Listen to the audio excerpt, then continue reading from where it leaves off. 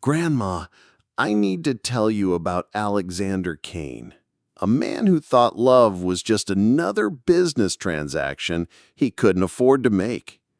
At 35, he sat in his corner office on the 42nd floor of Kane Industries, staring at the city lights below, and for the first time in his life, he was questioning everything. You see, Grandma, Alexander wasn't just single by choice.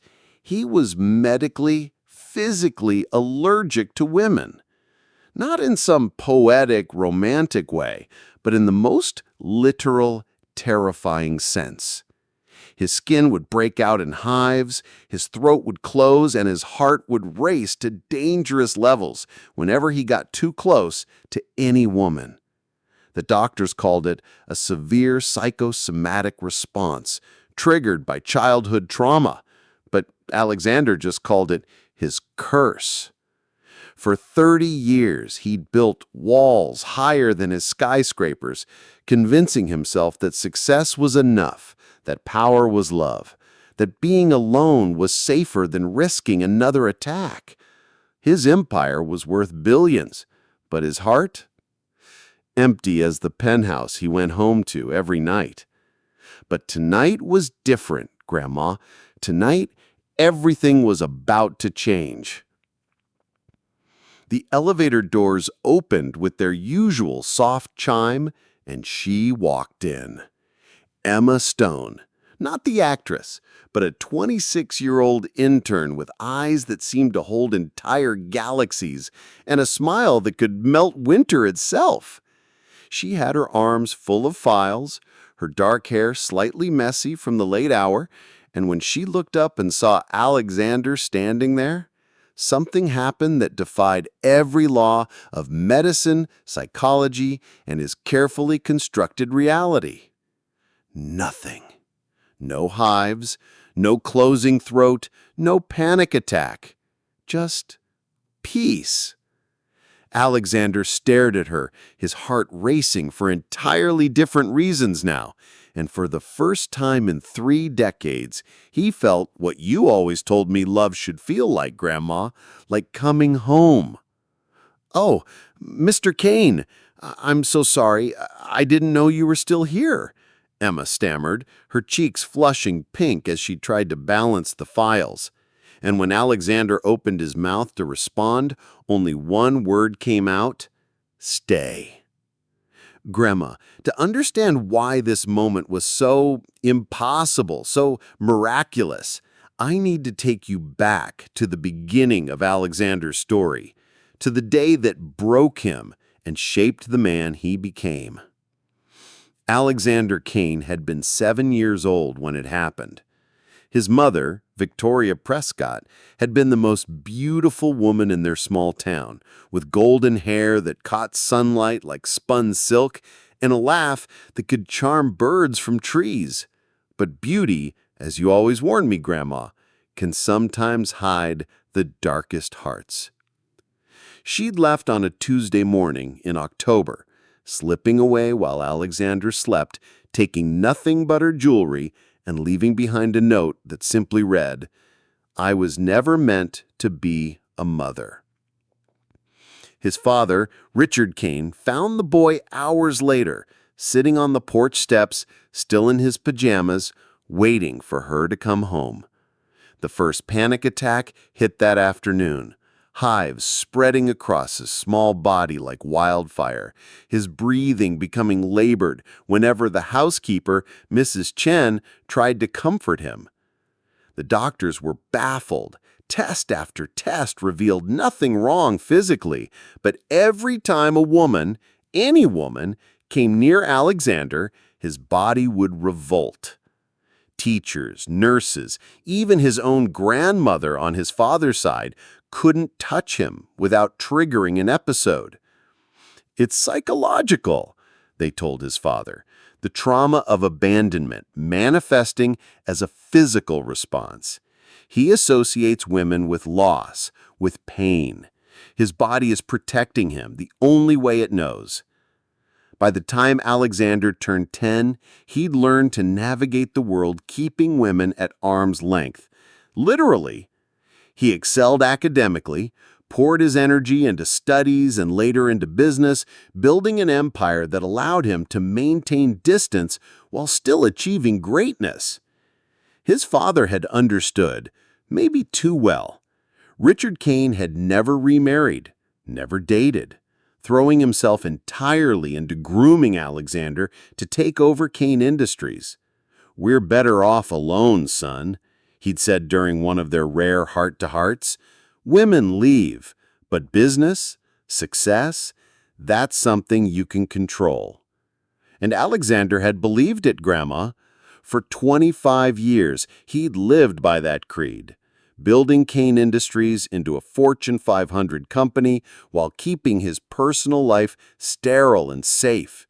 His penthouse apartment was decorated by male designers, his meals prepared by male chefs, his closest relationships limited to his business partners and employees, all carefully selected to maintain his bubble. He'd tried therapy, medication, even experimental treatments, but nothing worked. The moment a woman entered his personal space, his body would betray him, reminding him of that morning when he was 7 and learned that the people you love most could simply vanish. But Emma Stone, standing in that elevator with her arms full of quarterly reports and her eyes full of something Alexander couldn't quite name, had somehow bypassed 30 years of conditioning in a single moment. "Are you all right, Mr. Kane?" she asked, noticing how he'd gone completely still, how his knuckles had turned white where he gripped the elevator rail. Instead, he cleared his throat and said, "Tell me about the Morrison account." And Grandma, if you could have seen Emma's face light up as she launched into her analysis, you would have understood why Alexander knew, even in that elevator, that his carefully controlled world was about to become beautifully, terrifyingly chaotic. Grandma, you always said that love doesn't ask permission. It just arrives and changes everything. That's exactly what happened to Alexander in the weeks that followed that elevator encounter. Emma Stone wasn't supposed to be working directly with him. She was an intern in the marketing department, 3 levels below his executive floor, meant to be filing reports and fetching coffee for her supervisors. But Alexander found himself creating reasons to see her, manufacturing meetings and projects that required her specific expertise. "I need a fresh perspective on the Henderson merger," he'd told his assistant, James Morrison. "Have that intern, Stone, prepare a presentation." James had raised an eyebrow but said nothing. He'd worked for Alexander for 8 years and had never seen his boss request input from anyone below senior management level. The morning of Emma's presentation, Alexander took 3 antihistamines and kept an EpiPen in his jacket pocket, just in case. He'd convinced himself that the elevator incident was a fluke, that the stress of the day had somehow masked his usual reaction. Any moment now, his body would remember its rules and rebel. Emma walked into the conference room wearing a navy blue dress that brought out the green in her eyes, her hair pulled back in a professional bun that couldn't quite contain a few rebellious curls. She set up her laptop with steady hands, but Alexander noticed the slight tremor in her voice when she began to speak. "Mr. Kane, thank you for this opportunity. I've been researching Henderson Industries, and I believe there's a significant risk factor that our due diligence may have overlooked." For the next 20 minutes, Emma dismantled the merger with surgical precision, presenting evidence that Henderson's CEO had been cooking books and that the acquisition would likely result in significant losses within 2 years. Her analysis was thorough, insightful, and, Alexander realized with growing amazement, completely accurate. But what stunned him more than her brilliant mind was the fact that he'd sat 3 feet away from her for 20 minutes without a single physical symptom. No hives, no breathing difficulties, no panic. just an overwhelming sense of rightness, as if all the pieces of his fractured world were finally clicking into place. "Outstanding work, Miss Stone," Alexander said when she finished. "I'd like you to join the executive team for the final Henderson meeting tomorrow." Emma's eyes widened. "Sir, I'm just an intern. I think you're exactly what this company needs," Alexander interrupted, then paused, struck by his own words. "What I need," he thought, but didn't say. After Emma left, Alexander sat alone in the conference room, staring at the chair where she had been sitting. He pulled out his phone and dialed Dr. Sarah Chen, the psychiatrist who'd been treating his condition for the past 15 years. "Alexander, this is unusual. You never call during business hours." "Dr. Chen, I need to ask you something, and I need you to be completely honest with me." "Of course. What is it?" Alexander took a deep breath. "Is it possible for someone with my condition to suddenly not have it anymore with just one person?" There was a long pause. "Alexander, has something happened? Have you been exposed to—" "Please just answer the question." "Theoretically," Dr. Chen said slowly, "if your condition is truly psychosomatic, rooted in trauma and fear, then yes, it's possible that meeting someone who represents safety instead of threat could override your body's learned responses. But Alexander, this is incredibly rare and—" "Thank you, doctor. That's all I needed to know." Alexander hung up and walked to his office window, looking down at the city 42 floors below. For the first time in his adult life, he felt something he'd forgotten existed: hope. "But Grandma, you know how life works. The moment we dare to hope, the moment we start to believe in miracles, that's when the universe tests us. And Alexander's test was about to walk through his office door in the form of his father, Richard Kane, carrying a file that would threaten to destroy everything. "Son," Richard said, his voice carrying that familiar tone that meant bad news was coming, "we need to talk about your intern." "Grandma, you always told me that sometimes the people who claim to love us are the ones who fear our happiness the most." Richard Kane stood in his son's office, his silver hair perfectly styled, his expression carrying the weight of disappointment that Alexander had learned to recognize and dread. "Dad, what are you talking about?" Alexander asked, though something cold was already settling in his stomach. Richard dropped a manila folder on the mahogany desk. "Emma Stone. I had her background checked the moment James told me you'd elevated an intern to an executive meeting." Alexander's hands stilled on the folder. "You had her investigated?" "Of course I did. Son, you haven't shown interest in anyone, male or female, in 15 years. And suddenly you're giving boardroom access to a girl we hired 6 weeks ago? I had to know what we were dealing with." "She's brilliant, Dad. Her analysis of the Henderson deal probably saved us $50 million. Read the file, Alexander." With trembling fingers, Alexander opened the folder. Emma Stone's life was laid out in stark black and white. Born in Portland, Oregon, father unknown, mother Jennifer Stone died of a drug overdose when Emma was 12. Bounced between foster homes until 18, put herself through college working 3 jobs, student loans totaling $67,000. But it was the last page that made Alexander's blood run cold.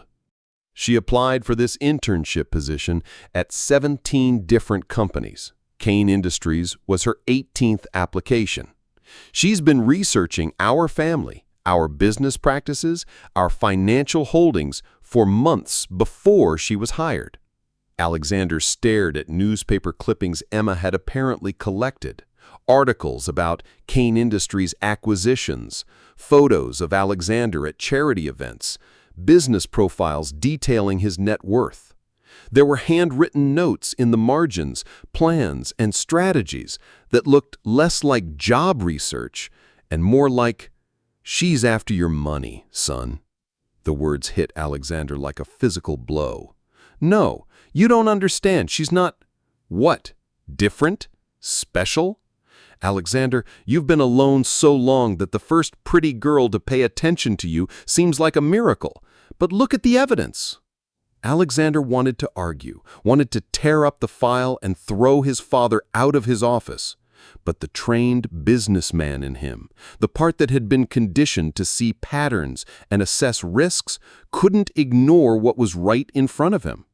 Emma had been studying him, his company, his family, for months before she'd ever set foot in Kane Industries.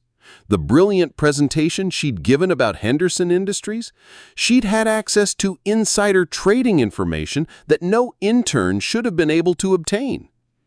"There's more," Richard said quietly.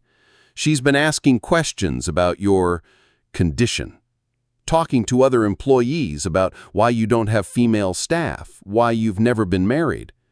Alexander felt his chest tightening, but not from an allergic reaction. This was pure heartbreak. "How do you know that?" "Because I've been protecting you your entire life, son. I have people who tell me things." Richard moved around the desk and placed a hand on Alexander's shoulder. "I know this hurts, but better you find out now than after she's taken half of everything you've built." Alexander stared down at Emma's photo, a professional headshot that had been taken for her internship application. Her eyes looked different in this picture, calculating in a way he'd never noticed before. Or maybe he'd been blinded by the impossibility of his own reaction to see what was right in front of him. "I want her gone," Alexander said quietly. "Son, I want her terminated, today. Have security escort her out." "Alexander, maybe we should—" "Did you hear me?" Alexander's voice cracked like a whip. "I want her out of this building, now." Richard nodded slowly. "I'll take care of it." After his father left, Alexander sat alone in his office as the sun set over the city. The hives were back, not from Emma's presence, but from her absence, from the knowledge that everything he'd started to believe in was a lie. He thought about calling Dr. Chen, about trying to explain that the miracle had been nothing more than an elaborate con game. But what was the point? He'd been right the first time. Love was just another business transaction, and he'd almost been foolish enough to pay a price he couldn't afford. Grandma, if you could have seen him in that moment, sitting in his glass tower 42 floors above a world that felt more foreign than ever before, you would have recognized the look on his face.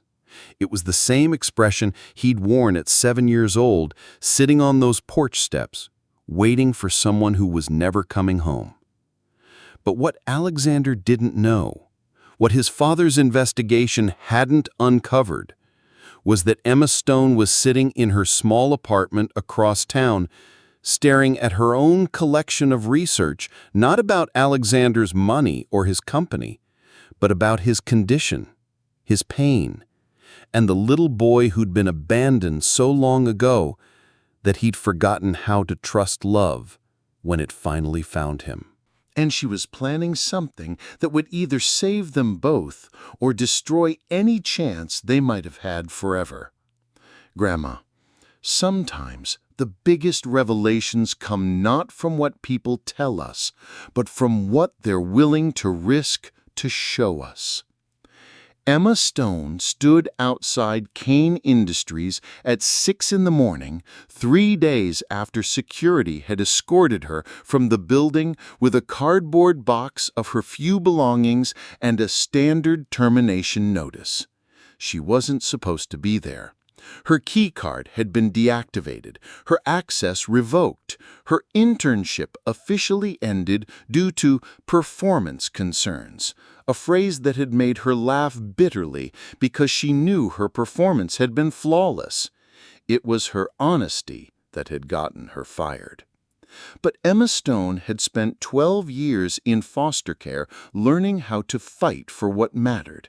And Alexander Kane mattered more than her pride, more than her career prospects, more than the safe, small life she'd been building for herself. She waited in the lobby coffee shop until she saw James Morrison arrive for his usual 7 a.m. start time. James had always been kind to her, one of the few executives who'd treated an intern like a human being instead of an inconvenience. "Emma?" James looked genuinely surprised to see her.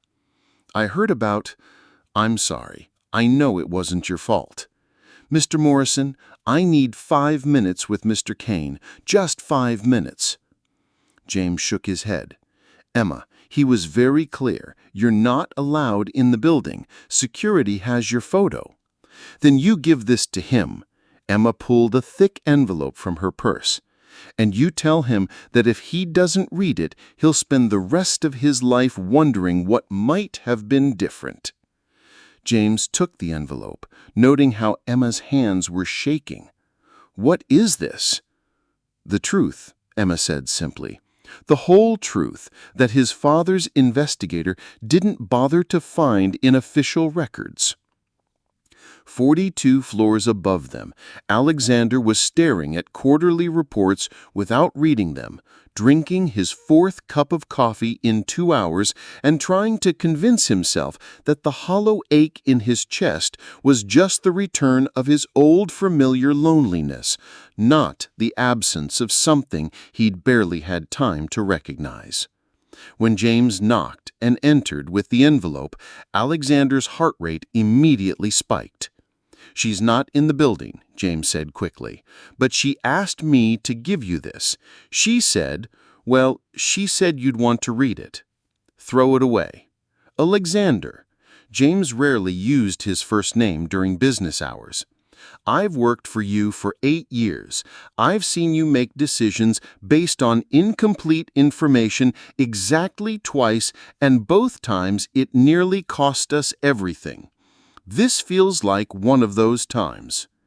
Alexander stared at the envelope. His name was written on the front in Emma's careful handwriting, the letters slightly slanted, as if she'd been crying when she wrote it. "Just throw it away, James." But after James left, Alexander found himself walking to the trash can, then stopping. Found himself picking up the envelope, then putting it down. Found himself finally tearing it open with hands that hadn't stopped shaking for 3 days. The letter was 7 pages long, handwritten on simple notebook paper. But it was what fell out of the envelope first that made Alexander sink into his chair. A photograph of a 7-year-old girl with tangled brown hair and eyes that held too much sadness, sitting on the steps of a house that looked remarkably like the one Alexander had grown up in. "Dear Alexander," the letter began, "I know you think you know my story, but you only know the parts that your father's investigator could find in official records. You don't know the parts that matter, the parts that explain why I came looking for you in the first place. My mother didn't die of a drug overdose, not exactly. She died because she loved someone who couldn't love her back. Someone who made her feel like she was too much, too needy, too human. She started using to numb the pain of loving someone who was afraid of love. And eventually, the drugs took her away from the daughter who needed her. I was 12 when I found her, and I spent the next 6 years in foster care learning that some people are broken in ways that make them dangerous to love. But I also learned that some people are broken in ways that make them worth saving. When I read about you in business journals, when I saw the way you'd built walls around yourself, when I researched your condition and your history, I didn't see a target for some elaborate con. I saw someone who understood what it felt like to be abandoned by the person who was supposed to love you most. Yes, I applied to Kane Industries specifically to meet you. Yes, I studied your company and your family and your condition, but not because I wanted your money, Alexander, because I wanted to understand you, because I recognized something in your story that matched the broken places in mine. I know what it's like to have your body reject comfort because comfort has only ever meant loss. I know what it's like to build a life so carefully controlled that there's no room for surprise, for spontaneity, for the beautiful chaos of actually living.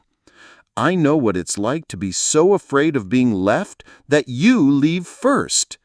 But I also know what it felt like to stand in that elevator with you and watch 30 years of fear melt away from your face. I know what it felt like to sit across from you in that conference room and see you smile, really smile, for what I suspect was the first time in decades. You want to know why your body doesn't react to me the way it reacts to other women? It's not because I'm different from them. It's because your heart recognizes something in me that it's been searching for since you were 7 years old. Someone who won't leave. Someone who understands that love isn't about perfection or performance or having all the answers. Someone who knows that the most beautiful things in life are usually the most fragile. I love you, Alexander Kane. Not your money, not your empire, not the carefully constructed image you show the world. I love the man who takes antihistamines before meetings with female employees because he's too professional to let his condition affect his business decisions. I love the man who elevated an intern to an executive presentation because he recognized her worth even when she couldn't see it herself. I love the man who spent 30 years convinced he was unlovable, when the truth is, he's been protecting a heart so pure that it was worth waiting 30 decades to find. Your father is wrong about me. But he's right about one thing. I did come here with a plan. My plan was to love you well enough that you might remember what it feels like to be safe with another person. My plan was to prove to you that not everyone leaves. My plan was to show you that sometimes the thing we're most afraid of is the thing we need most. If you never want to see me again, I understand. If you think I'm just another person trying to take advantage of your pain, I can't blame you. But if there's any part of you that felt what I felt in that elevator, any part of you that recognized home when you looked at me, then you know where to find me. All my love, Emma. P.S. The Henderson deal was going to fail regardless of my analysis. I just wanted you to see that I could be useful to you in ways that had nothing to do with our hearts. Because I love you enough to want to be your partner in business and in life, not just someone you have to take care of. Alexander read the letter 3 times before the words fully sank in. Then he walked to his office window and looked down at the street 42 floors below, searching for a figure in a navy blue dress who might be waiting for him to remember how to be brave. Grandma, you always said that love requires the courage to be vulnerable, even when vulnerability feels like standing naked in a snowstorm. Alexander Kane was about to learn just how right you were. Grandma, there's a moment in every love story when everything falls apart so completely that you wonder if some hearts are just too broken to be put back together. For Alexander Kane, that moment came not from Emma's letter, but from what happened after he'd read it 17 times and finally worked up the courage to call her. The number had been disconnected. Her apartment, when he drove there in the middle of a thunderstorm 3 days later, was empty. The landlord, a gruff man named Mike Torres, told him that Emma had broken her lease, paid the penalty, and left no forwarding address. She seemed upset, Mike said, eyeing Alexander suspiciously. Pretty girl like that, crying when she packed up her things? You wouldn't happen to be the reason she left town, would you? Alexander stood in the rain outside Emma's former building, holding her letter in his coat pocket, and felt something crack inside his chest that had nothing to do with allergies and everything to do with the devastating realization that he'd found love and lost it in the space of 3 weeks. He hired 3 private investigators. He called in favors from business contacts in 12 different states. He even swallowed his pride and asked his father to use his connections to find Emma, though Richard had simply shaken his head and said, "Maybe it's for the best, son. Maybe this is the universe protecting you from making a mistake." But Alexander knew it wasn't a mistake.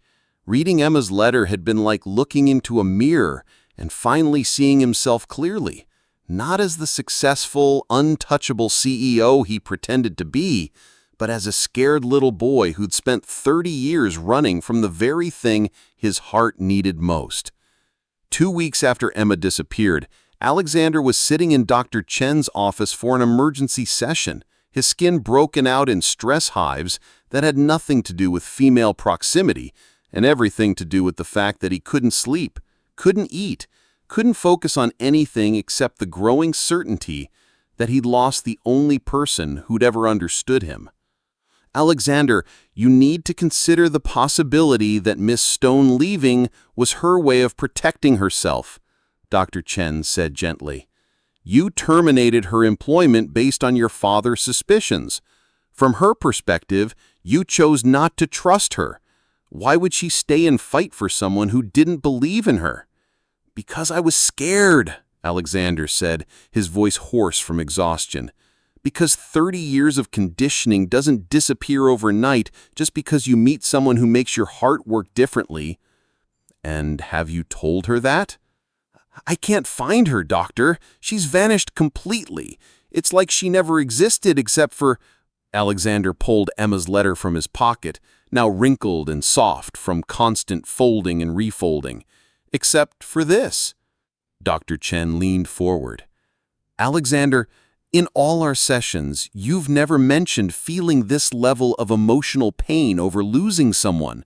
Your condition has always been about avoiding attachment to prevent abandonment. But you're experiencing abandonment now, and you're not shutting down. You're fighting to find her. Do you understand what that means? That I'm an idiot who destroyed the best thing that ever happened to me? No. It means you're healing. It means that loving Emma, even briefly, changed something fundamental in how you relate to other people. The question is, what are you going to do with that healing?"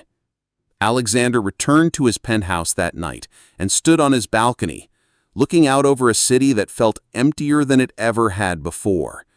For the first time since childhood, he let himself cry, not just for Emma, but for all the years he'd wasted being afraid, all the connections he had avoided, all the life he had missed while hiding in his glass tower.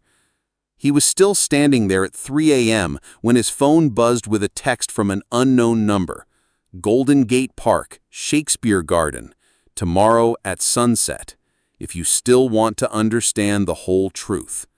H." Alexander stared at the message until his eyes burned. Golden Gate Park was in San Francisco, a 6-hour flight away. The text could be fake, could be someone playing a cruel joke, but it could also be Emma, reaching out one last time to see if he was brave enough to choose love over fear. He was on a plane by 6 a.m. "Grandma, you always told me that sometimes we have to risk everything to gain anything worth having." As Alexander's plane lifted off into the dawn sky, heading toward what might be heartbreak or might be redemption, he finally understood what you meant. The only thing more terrifying than losing Emma would be spending the rest of his life wondering what might have happened if he'd been brave enough to show up. But what Alexander didn't know, as he flew toward what he hoped would be answers, was that Emma had her own revelations waiting for him. Revelations that would either heal them both or prove that some walls are too high to tear down, even for love. Grandma, if you're listening to this story and you've ever felt like someone worth fighting for, please leave a comment below. Sometimes we need to hear that we're not alone in believing that love can overcome even the deepest fears. Grandma, the Shakespeare Garden in Golden Gate Park looks different at sunset. The late afternoon light filters through ancient oak trees, casting everything in gold and shadow, making the whole world feel like it's holding its breath for something important to happen. Alexander arrived 2 hours early, too nervous to do anything but wait. He'd changed clothes 3 times in his hotel room, finally settling on jeans and a simple blue sweater. Nothing that screamed billionaire CEO, everything that said man hoping for a second chance. His hands shook as he walked the winding paths, reading plaques that quoted Romeo and Juliet, Hamlet, A Midsummer Night's Dream, all stories about love and loss and the chances we take when our hearts are on the line. At exactly sunset, she appeared.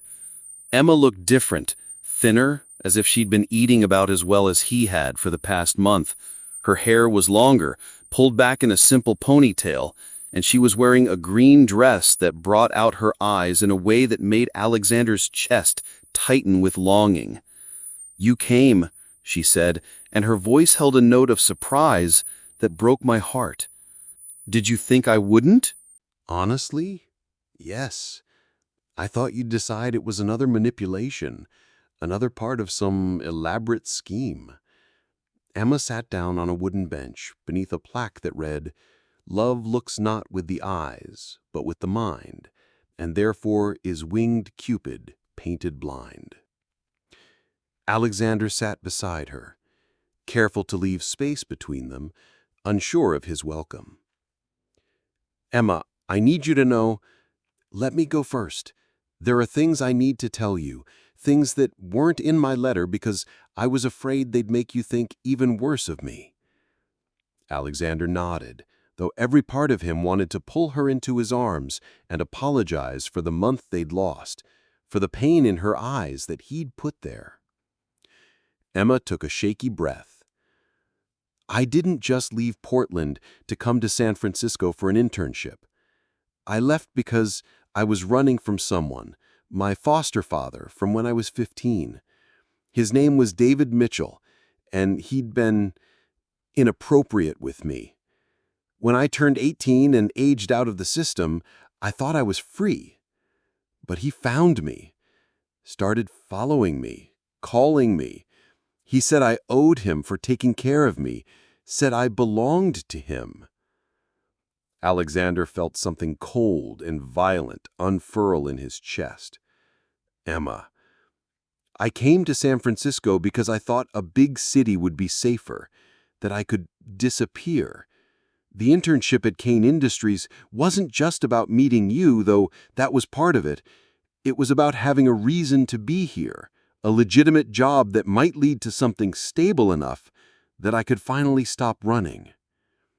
She turned to look at him directly, her eyes bright with unshed tears. "When your father had me investigated, when you had me fired, David somehow found out. He called me that night, said he knew where I was working, said he was coming to get me. So I ran again.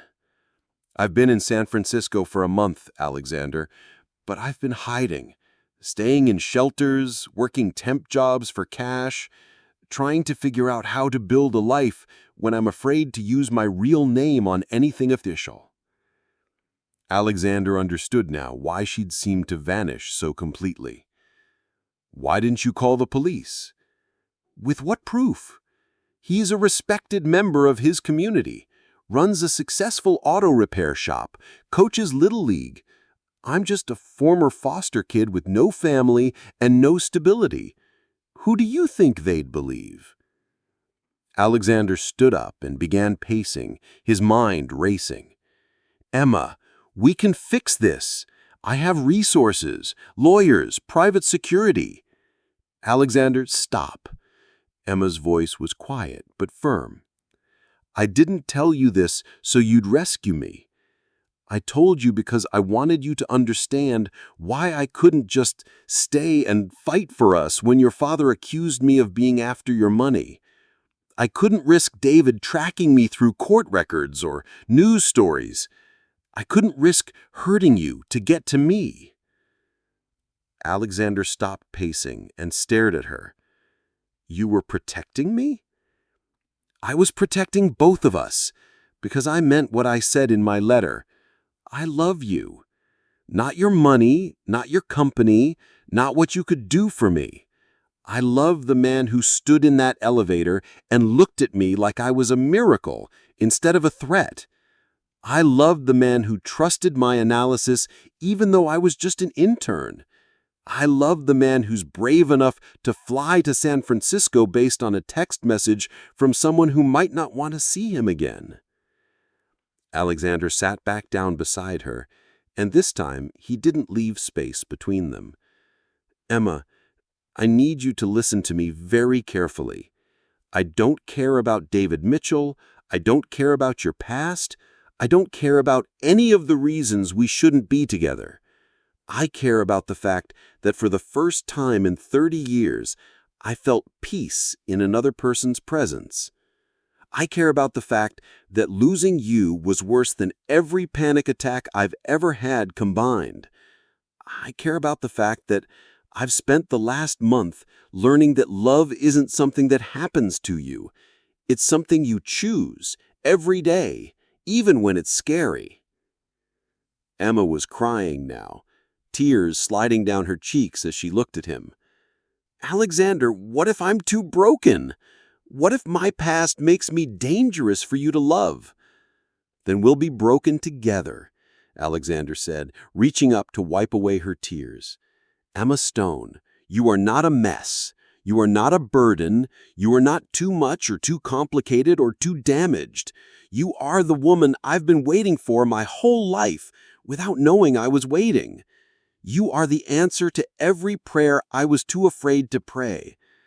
And there in the Shakespeare garden, as the sun set behind them and the first stars appeared in the sky, Alexander Kane kissed Emma Stone and felt like he was finally home. But Grandma, you know that love stories don't end with the first kiss. They end with the choice to keep choosing each other every day through whatever comes next. And for Alexander and Emma, whatever comes next was going to test everything they thought they knew about courage, about healing, and about what happens when two broken people decide to be whole together. Grandma, true love isn't just about finding each other. It's about standing together when the world tries to tear you apart. 3 days after that sunset kiss in the Shakespeare garden, Alexander and Emma learned just how true those words could be. They were having breakfast in Alexander's hotel suite, planning Emma's return to San Francisco permanently, when Alexander's phone rang. The caller ID showed his head of security, Marcus Rodriguez. "Mr. Kane, we have a problem. There's a man named David Mitchell at Kane Industries in New York claiming to be Emma Stone's legal guardian. He's demanding to know her whereabouts and threatening legal action if we don't cooperate." Alexander felt Emma go rigid beside him. Her face had gone pale, and her hands were trembling as she set down her coffee cup. "Tell him Miss Stone is no longer employed by the company and we have no information about her current location," Alexander said, his voice deadly calm. "Sir, there's more. He's brought a lawyer and some kind of court documents. They're claiming that Emma ran away from a treatment facility for mentally unstable individuals, that she's been declared incompetent to make her own decisions. Emma made a small sound of distress, and Alexander immediately pulled her closer. "Those documents are fake," he said into the phone. "Have building security detain them and call the police. I'm flying back tonight." "Alexander, don't," Emma whispered. "If you get involved, if your name gets connected to this, he'll never let me go. He'll drag you through the mud, claim I seduced you for money, destroy your reputation." Alexander looked at the woman he loved, saw the fear in her eyes, and made a decision that would have terrified him a month ago. "Emma, do you trust me?" "Yes, but—" "Then let me handle this. Let me protect you the way you protected me." Alexander spent the next 4 hours on the phone with his legal team, his security personnel, and a private investigator named Sarah Connor, who specialized in cases involving stalking and harassment. What they discovered made Alexander's blood run cold and his resolve harden into something unbreakable. David Mitchell had been using Emma's social security number to open credit accounts, had filed false police reports claiming she'd stolen money from him, and had indeed created fake court documents declaring her mentally incompetent. He'd been systematically trying to destroy her credit, her reputation, and her ability to build an independent life. "This is criminal fraud on multiple levels," Sarah Connor told Alexander during their video call. "Emma Stone has been the victim of identity theft, harassment, and what amounts to financial abuse, but we need her testimony and cooperation to build a case that will stick." Alexander looked at Emma, who was curled up on the hotel room couch, looking smaller and more fragile than he'd ever seen her. "What do you need from us?" "I need Emma to be willing to face him in court. I need her to be willing to tell her story publicly. And I need to warn you both, this is going to get ugly. He's going to claim she's unstable, that she manipulated you, that this is all an elaborate scheme. Are you both prepared for that?" Alexander sat down beside Emma and took her hands in his. "Emma, look at me. You've been running from this man for 10 years. You've been letting him control your life by making you afraid to stay in one place, to build relationships, to use your real name. But you don't have to run anymore. You have me now, and you have resources, and you have people who will believe you." "Alexander, what if he wins? What if people believe his version of the story?" "Then we'll deal with it together. But Emma, what if he doesn't win? What if we can put him in prison where he belongs? What if we can make sure he never hurts you or anyone else again?" Emma was quiet for a long moment, staring at their joined hands. Finally, she looked up at Alexander with something new in her eyes, not just love, but determination. "Okay, let's do it." The confrontation happened a week later. Not in a courtroom, but in the lobby of Kane Industries, with reporters present and cameras rolling.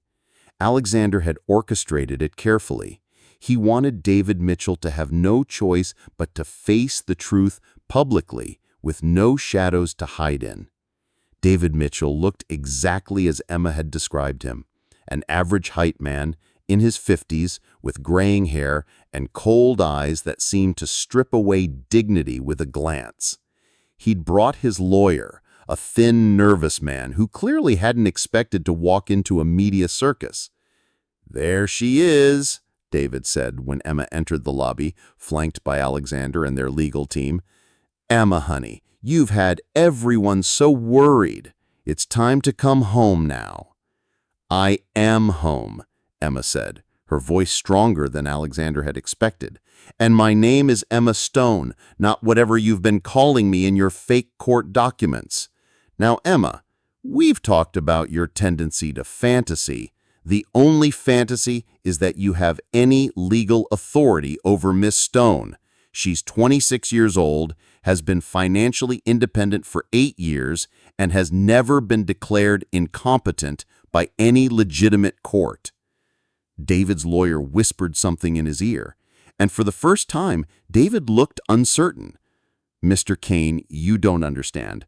This girl is troubled. She's manipulative." "What's manipulative," said a new voice from behind them, "is using someone's social security number to destroy their credit.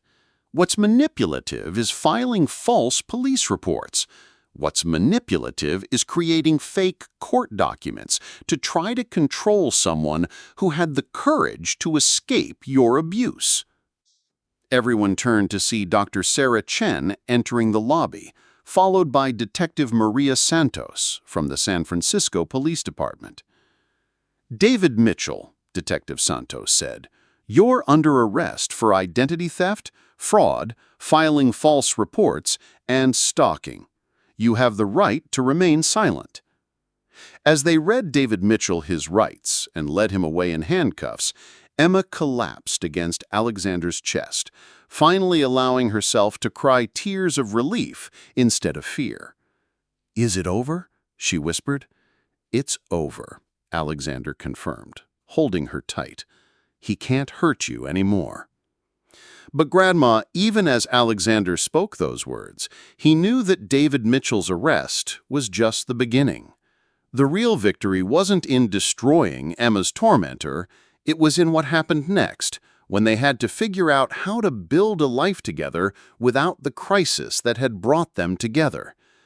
Because sometimes, Grandma, the hardest part of love isn't surviving the storms. It's learning how to dance in the sunshine when the clouds finally clear.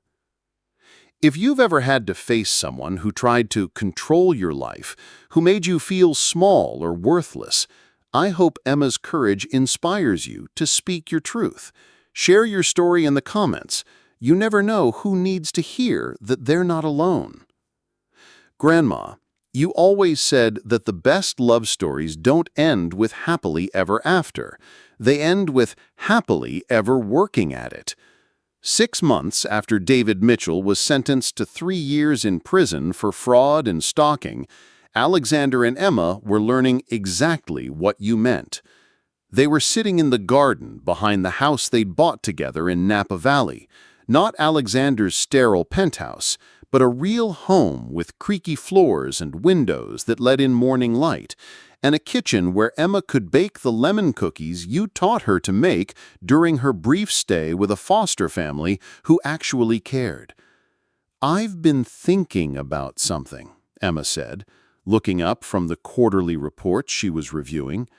Alexander had made her chief strategy officer of Kane Industries, a position she'd earned not through their relationship, but through her brilliant mind and innovative ideas. "What's that?" Alexander asked, not looking up from his own laptop.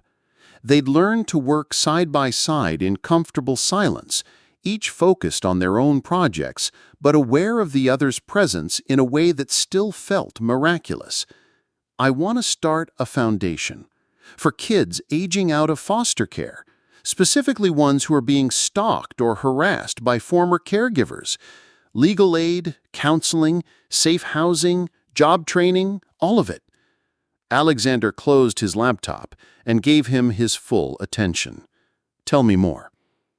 "I keep thinking about all the years I spent running, all the opportunities I missed because I was afraid to put down roots anywhere. How many other kids are out there right now, living the same way? How many of them don't have someone with your resources to help them fight back?" "How much money are we talking about?" Emma smiled at his use of "we." 6 months ago, Alexander Kane was a man who trusted no one with his business decisions. Now he automatically included her in every major choice, not because he had to, but because he discovered that life was better when you had a true partner. To start, maybe 5 million? But Alexander, I want this to be more than just another charitable tax write-off. I want to be hands-on involved. I want to hire people who've been through the system themselves. I want to create something that actually changes lives instead of just making us feel good about ourselves. Alexander stood up and walked over to where she was sitting, kneeling beside her chair. Emma Stone, do you have any idea how proud I am of you?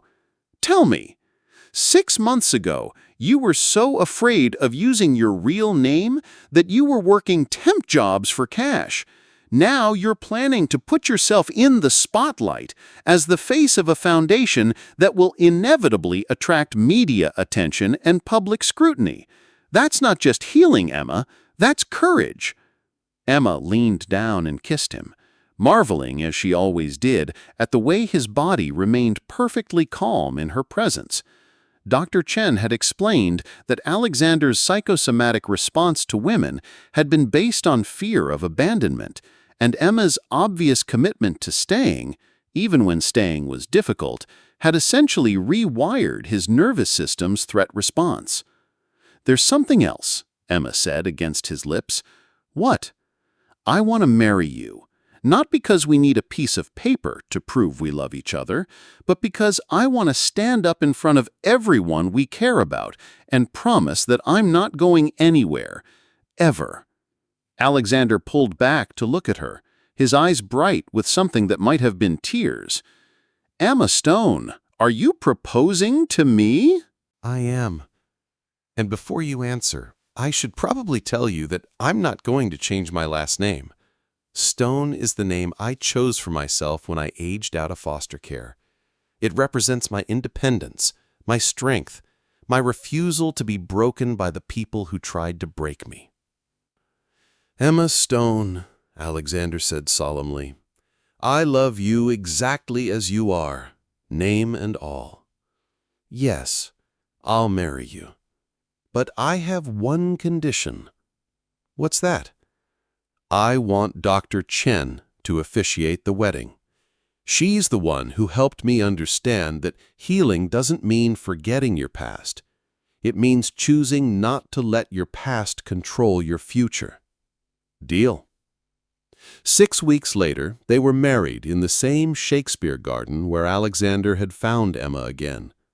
Dr. Chen did indeed officiate, reading quotes about love from various Shakespeare plays, while Emma wore a simple white dress and Alexander wore a navy blue suit that brought out his eyes. Richard Kane was there, having grudgingly admitted that he'd been wrong about Emma's motives. James Morrison was Alexander's best man. Emma's foster sister from her final placement, the one who'd taught her to bake your lemon cookies, Grandma, served as her maid of honor. But the most important moment came not during the ceremony, but afterward, when Alexander and Emma were alone in the garden as the sun set and the first stars appeared. "Do you remember what you said in your letter?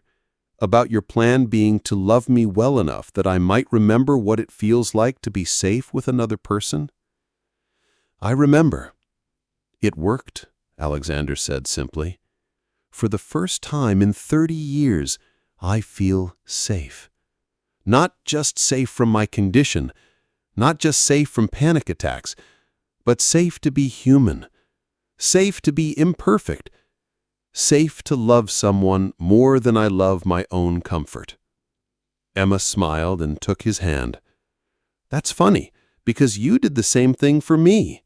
You taught me that love doesn't mean losing yourself. It means becoming the best version of yourself." They stood there in the garden, holding hands and watching the stars come out. Two people who had found each other across impossible odds and chosen to build something beautiful together. "Grandma, I know you're wondering about the foundation Emma wanted to start.